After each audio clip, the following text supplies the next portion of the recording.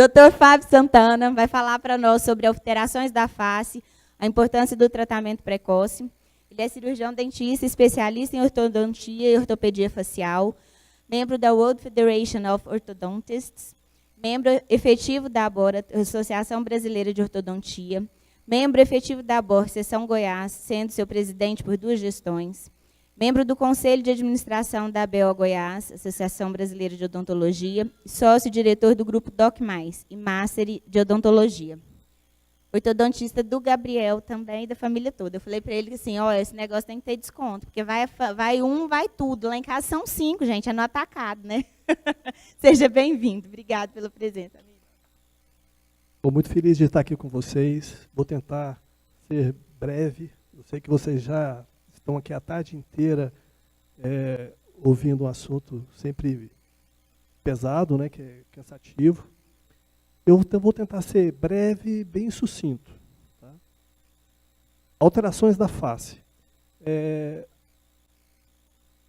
Achondroplasia. Vou dar uma pincelada, porque como eu não participei das outras palestras, mas vocês já estão, quase todos têm um conhecimento completo disso. É uma síndrome hereditária com transmissão autossômica dominante. Ela tem, historicamente, ela já está... há 7.000 anos tem esse conhecimento através da história. Né? É a forma mais comum de nanismo. Causa as alterações físicas características em todo o corpo. Eu vou me ater principalmente a essa parte de amarelo aqui. Né? O prognatismo aparente da mandíbula, que é retrognatismo maxilar, por hipoplasia do terço médio da face. Esse é o principal sintoma. E a gente vai conversar um pouquinho sobre isso. Terço médio da face corresponde abaixo do nariz até o centro da órbita. É onde o condoplasta tem a maior deficiência. Há um crescimento pequeno nessa fase. A face, como um todo, sofre alterações, mas o crânio não. O crânio, por ser de uma origem membranosa, ele cresce normalmente e a face fica aquém, ela cresce menos. Por isso essa diferença tão forte. Lógico que a severidade do problema também vai comprometer o tratamento. Né? Quanto mais complexo for o tratamento, o problema, mais severo é o tratamento. Para vocês terem uma noção, na parte ortodôntica nós separamos em 3 faces. Né? A face tipo classe 1, que é a normal. A normal, se a gente basear pela maior índice da população. A classe 2 é o retrognata, com deficiência de mento, né? Ou um excesso de maxila. Que a gente tem que imaginar como se fosse 2 tijolinhos, a maxila e a mandíbula. Se a parte de baixo da mandíbula está atrás, ele vai ser classe 2. Se estiver à frente, é classe 3.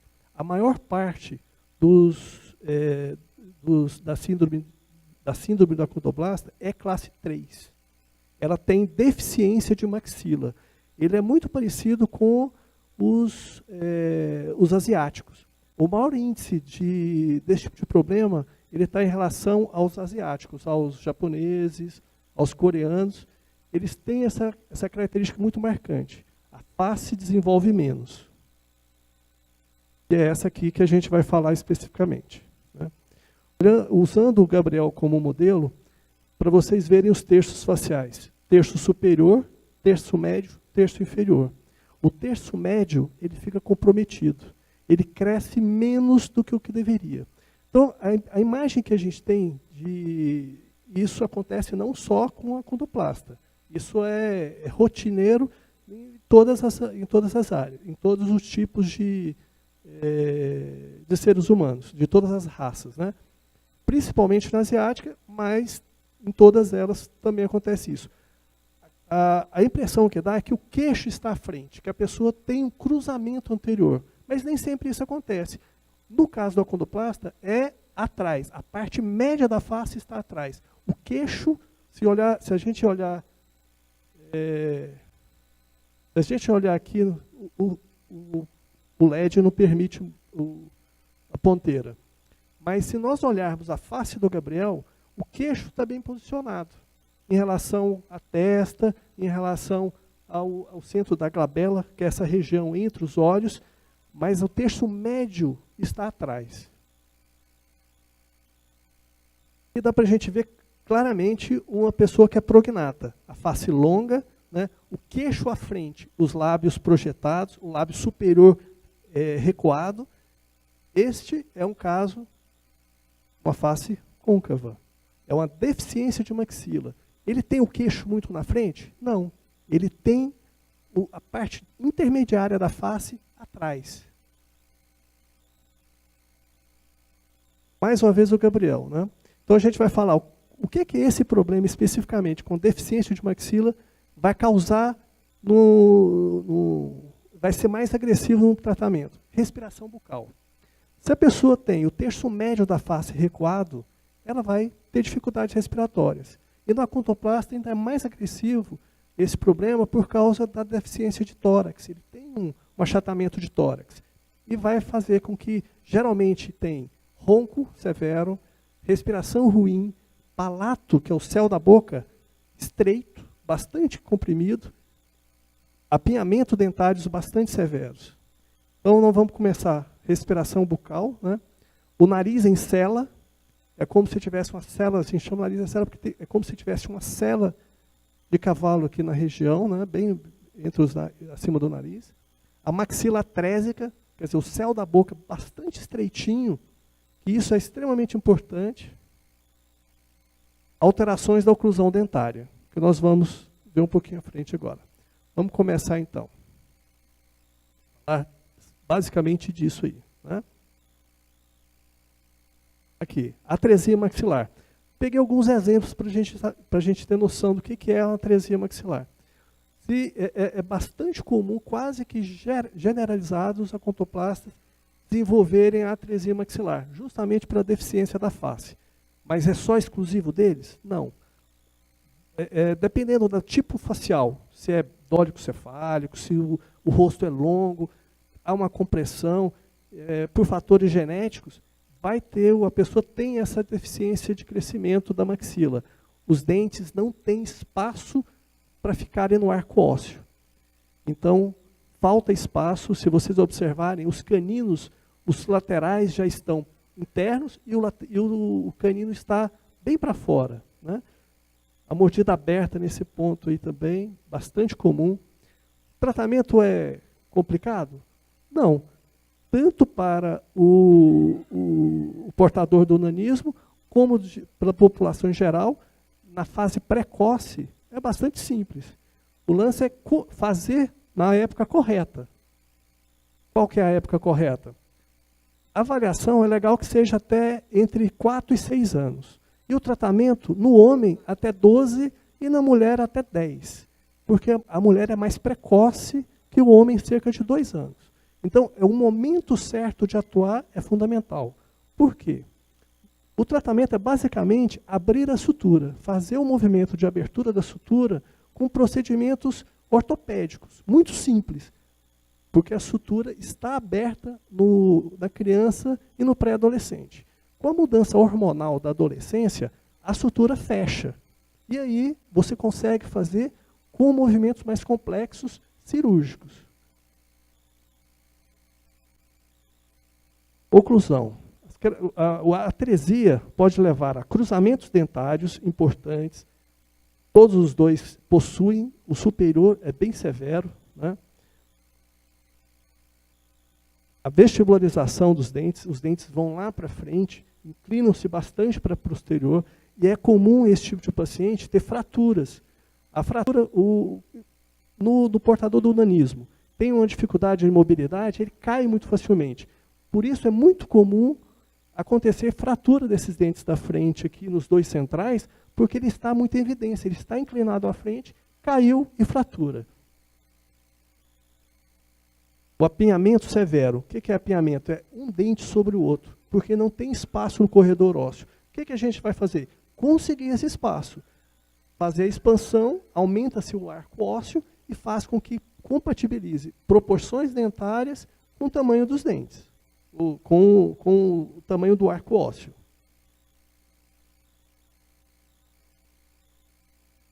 Nessa altura do campeonato, o tratamento do acontoplástico com o não acontoplástico são similares.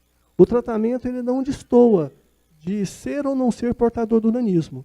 A identificação do problema que é fundamental, é o diagnóstico que é fundamental. O tratamento em si é o mesmo. Há diferenças? Sim. É um tratamento que, com a acontoplastia, ele tem que ser feito de uma forma muito mais... o diagnóstico tem que ser feito de uma forma muito mais eficiente, porque ele tem densidade óssea diferente. A movimentação óssea do dente dentro do osso é diferente. Ele pode, durante a movimentação, a gente pode ter uma diferença de tempo de tratamento, de resultado, porque a densidade óssea é diferente do acondoplasta e não. Interação sistêmica. Respiração, fenda palatina, índice cariogênico. O que vem a ser isso? Interação sistêmica. A pessoa, o portador do nanismo, ele tem uma dificuldade respiratória. Essa dificuldade respiratória faz com que atresia o palato. A atresia do palato faz com que ele seja respirador bucal. O respirador bucal ele tem maior índice de cariogênico, quer dizer, ele pode ter mais cáries durante toda a sua vida.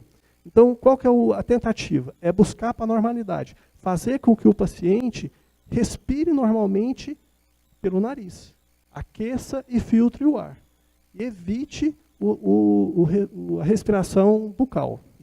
Fenda palatina é um problema importante e deve ser tratado o mais precoce possível. Quando que se visualiza isso? Geralmente, quando no nascimento, o próprio médico, na avaliação, ele já vai falar para os pais. A fenda palatina é uma cavidade que se visualiza na maxila e, às vezes, extrapola para o lábio superior. É importante porque há uma comunicação entre a cavidade bucal com o nariz. Isso tem que ser tratado imediatamente. No Brasil, especialmente, a gente tem alguns centros de referência. Por exemplo, em Bauru, tem um centro de tratamento muito importante para lábios fissurados, né? Que é a fissura palatina. Aqui em Goiânia, nós temos um instituto também, no Hospital Materno-Infantil, que atende com uma qualidade muito grande e tem uma estrutura multifuncional, com psicólogo, com fonoterapeuta, com cirurgião plástico, com ortodontista, para atender o fissurado. E uma das coisas mais difíceis é uma obtenção de vínculo e condicionamento do paciente. Então, se você consegue condicionar, porque sabe que o paciente já vem, geralmente o portador do nanismo, ele já vem com dificuldades de relacionamento, com dificuldade de tratamento durante toda a sua vida. Já passou por N procedimentos cirúrgicos, a vida hospitalar dele já é extensa. Aí vai no dentista, ele prescreve aparelhos que não são nada confortáveis, ele prescreve uma série de procedimentos que vão incomodá-lo. Então, você condicionar para que ele participe ativamente do tratamento de uma forma tranquila é extremamente importante. Isso tanto para o ortodontista quanto para o odontopediatra. Até eu aconselho que comece o tratamento precoce com 4 anos, 5 anos, uma avaliação com o odontopediatra. Um odontopediatra eficiente vai fazer com que o tratamento seja direcionado. Quando for necessário, o ortodontista vai interceptar o problema. Essa frase estava num dos artigos, eu achei interessante. A necessidade odontológica de pacientes portadores de acondoplasia são iguais a de outros pacientes convencionais. Porque a gente tem em mente que é tudo diferente. Não é. A gente tem que trazer esse paciente para a normalidade. E ele acaba caindo nos mesmos problemas que a gente atende na rotina do dia a dia. E tem muitos colegas que não aceitam o tratamento do acondoplasta, porque acham que vai ser uma coisa muito diferente, que ele não tem conhecimento para isso, né? E não é verdade. É um tratamento padrão, o profissional sabe ortodontia ou sabe odontologia, ele vai atendê-lo da mesma forma. É trazer esse paciente, identificar o problema e trazê-lo para um tratamento eficiente, né? Porém, é necessário cuidado especial no aspecto emocional. Foi o que a gente conversou um pouquinho antes. A formação de vínculo com o profissional só é possível se houver o estabelecimento de uma relação de confiança. Porque, geralmente, um paciente fragilizado já passou por N procedimentos cirúrgicos, a vida hospitalar é sofrida, a gente sabe disso, e o tratamento ortodôntico é um plus, o odontológico é um plus na vida dele, mas faz muita diferença na vida social. Uma pessoa hoje, do jeito que nós somos exigentes esteticamente, uma criança que não tem um sorriso legal, ele fica marginalizado.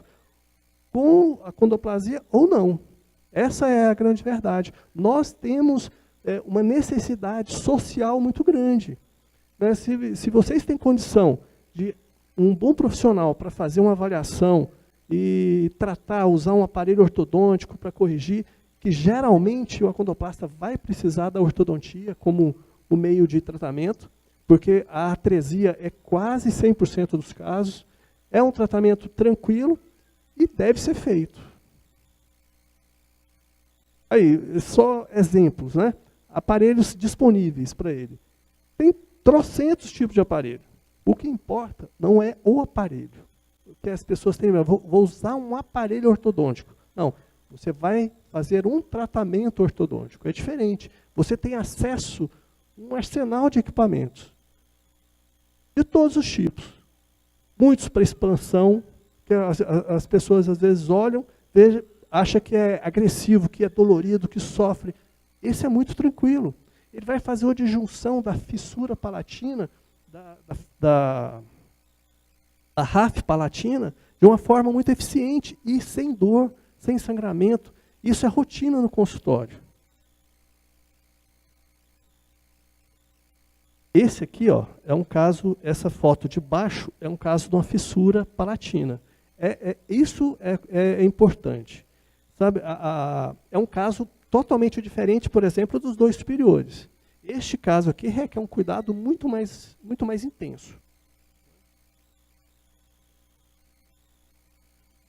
Todos esses casos são de acondoplastas. Então, provavelmente, esse palato que estava atrésico, que não tinha espaço neles, né? Como aquele que a gente mostrou aqui um pouquinho antes. Estes aqui, apinhado, um dente sobre o outro, mordida atrésica, eles se tornaram assim. Então, um dente apinhado, dentes apinhados, uma maxila atrésica, você não tem a função mastigatória adequada, você não tem o quesito social adequado. Quando você consegue abrir, e esse espaço que está entre os dentes, foi justamente o que cresceu. Quer dizer, ele conseguiu, o ortodontista que realizou esse procedimento, ele conseguiu quase que um dente de aumento na estrutura óssea do palato. Isso faz uma diferença gigante no resultado final do sorriso, da mastigação, na respiração, porque se aumenta o espaço aéreo respiratório. Apinhamento. Ó, esse caso da esquerda, a letra B, olha a quantidade. Ele já expandiu, tem os caninos para entrarem e tem os dois laterais ainda no palato. Quer dizer, a atresia era tremenda.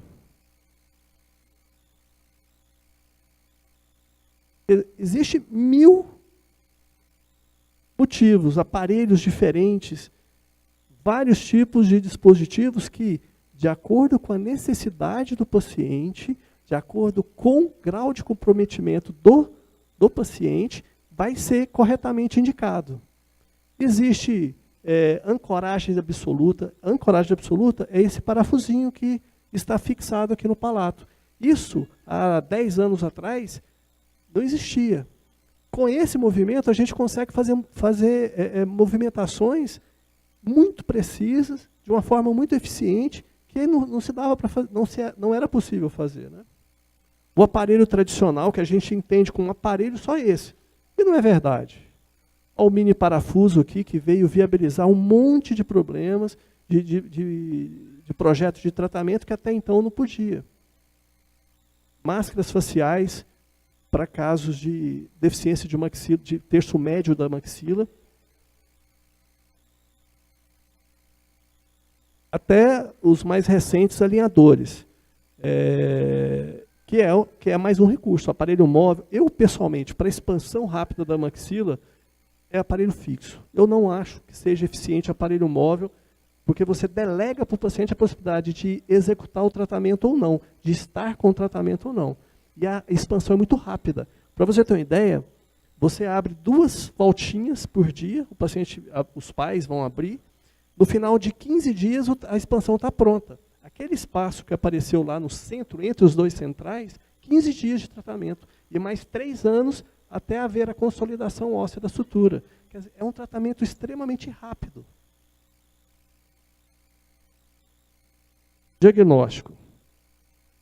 O Gabriel tem todas as características de deficiência da face, né? Bem característico do nanismo. Uma deficiência de maxila. Ele já realizou previamente a expansão rápida maxilar. Aqueles aparelhinhos que eu mostrei, ele já fez uso. Hoje, ele está alinhando e nivelando os dentes. Eu assumi o tratamento dele há 2 meses, mais ou menos. Tirei o aparelho que ele estava usando, porque mudamos a forma de visualizar e tratar o caso. Os espaços, ele tem diversos dentes que ainda não nasceram. E na radiografia vocês vão ver o porquê. Linha média bastante divergente, por quê? Ele tinha um apinhamento severo, dentes posicionados, não havia espaço para eles, não tinha um posicionamento adequado. Quando ele expandiu, conseguiu-se espaço, só que os dentes estão fora do local adequado. Então ele tem linha média divergente, está tentando se corrigir os espaços, tracionar para corrigir. Ele ainda não trocou todos os dentes, tem dentes de leite ainda na boca. Só para vocês observando, ele não tem os caninos ainda no arco. Não tem os segundos pré-molares no arco. E o primeiro pré está acabando de nascer. E mesmo assim, ó, ele abriu bastante e ainda tem a atresia maxilar. Ele ainda tem o palato profundo. No arco inferior, ele tem uma deficiência menor. Ele já tem os espaços adequados para o arco dele, para os dentes que virão erupcionar.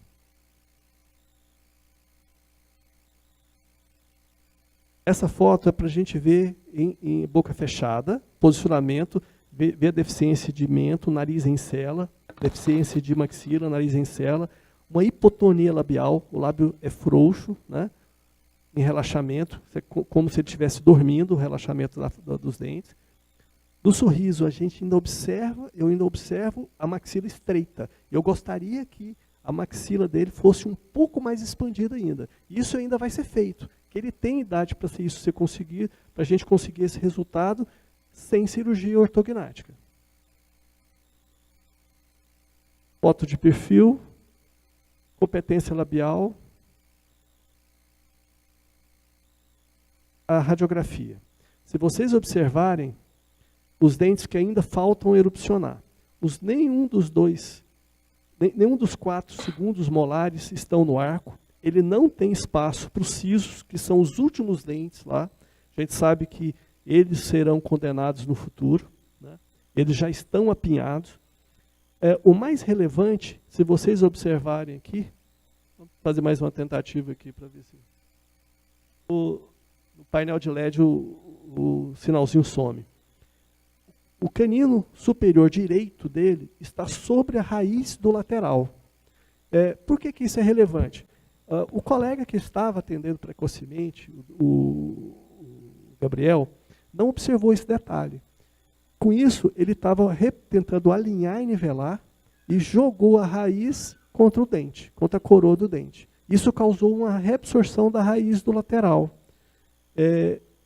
Esse ponto agora é o que nós vamos resolver, vamos atacar agora. Ele vai precisar fazer uma cirurgia, que já está marcada, eu acho que para a semana que vem, para poder reposicionar, tirar uma lesão que tem, um capuz pericoronário que está nesse dente, e aí eu entro com a ortodontia inclinando a raiz, ou seja, entortando o dente, para que o canino possa descer. Porque um sobre o outro daquela forma ali, eles não vão descer, e a ponta do canino está estragando a raiz do incisivo lateral direito, superior direito. Dá para a gente ver bem claro isso. O perfil em cela também, né? Bem côncavo, característico. Tomografia. Quando vislumbrou no diagnóstico a possibilidade desse canino estar impactado na raiz, foi solicitada a tomografia. Quer dizer, lançou-se mão de um dispositivo de diagnóstico antes de colocar qualquer tipo de aparelho para podermos localizar exatamente o que está acontecendo e tratar corretamente. Quer dizer, nem sempre aparelho na boca é sinal de tratamento eficiente. O aparelho deve ficar por o menor tempo possível e o mais eficiente, de forma mais eficiente possível. Então, ele vai entrar com o aparelho só quando estiver tudo programado para resolver o problema.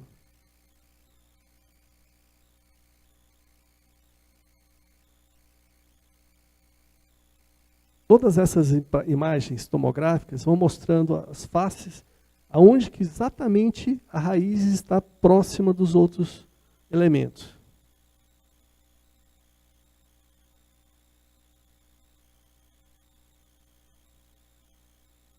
Gabriel disputando com a preguiça gigante, quem que era maior, né? Nosso destino somos nós que traçamos, afinal de contas somos todos gigantes. Quem conhece o Gabriel, vocês já conhecem, ele é um popstar, né? No meio do nanismo, a gente sabe disso. Mas além disso, é um menino extremamente acessível para conversar, para relacionar com todas as crianças. É um menino de inteligência acima da média, a gente sabe disso. E isso eu acho que o colega anterior falou. A família interfere diretamente nisso. Nada vem por acaso, né? Escolhe para nascer naquele lugar. Né? Aí, o meu amigo, quando eu era criança, eu tinha assim, o Marlos era meu ídolo, né? Eu falei, quando eu crescer, eu quero ser igual. Mas é legal que ele vai melhorando. Depois que ele conheceu a Ju, ele melhorou. Né?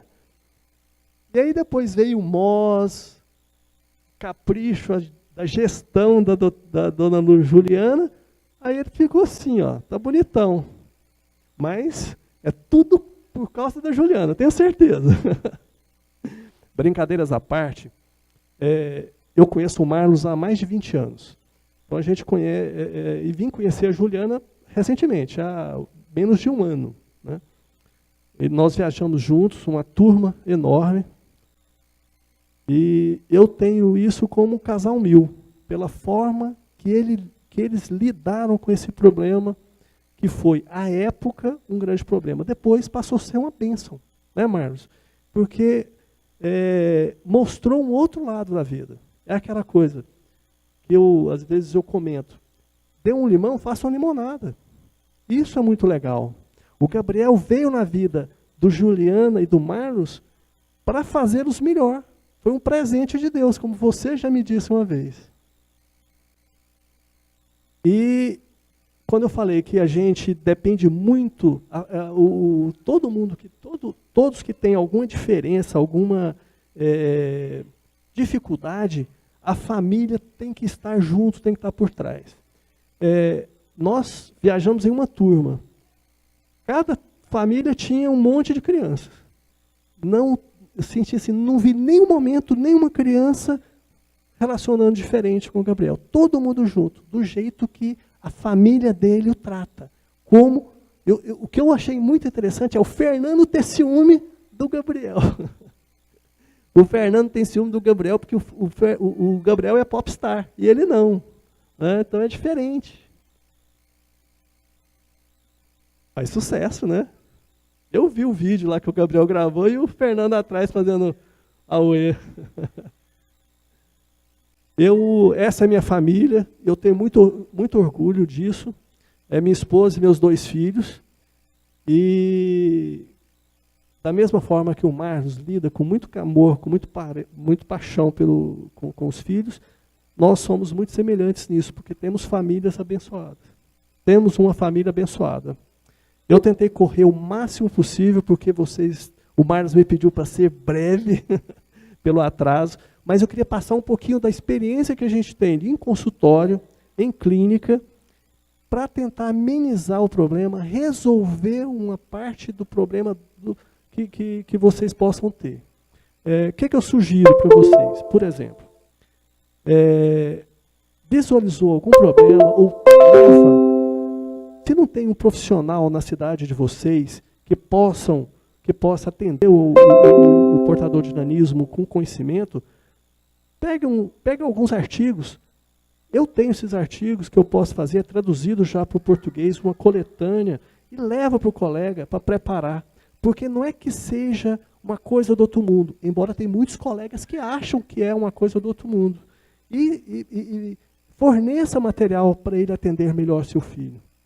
Esse eu acho que é muito importante. Se alguém quiser esse material, meus contatos estão aqui, são uns 3 ou 4 artigos já traduzidos para o português, que eu posso enviar para vocês fornecer esse material para o colega que vão atender, para saber por onde começar a atender um pouco melhor teus filhos ou conhecidos.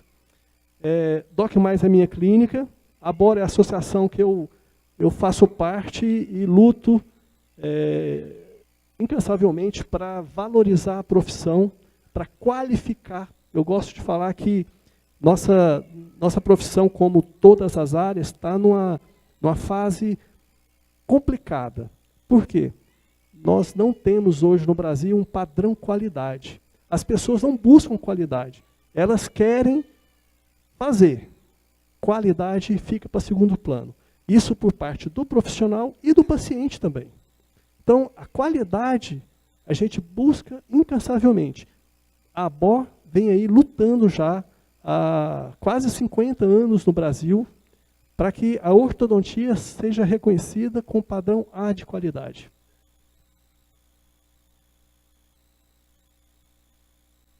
É isso. Qualquer dúvida que vocês tenham, se quiser perguntar agora, fica à vontade. Se não, meus contatos estão aqui. Vocês podem entrar em contato comigo. Tenho o maior prazer em esclarecer qualquer dúvida. Obrigado.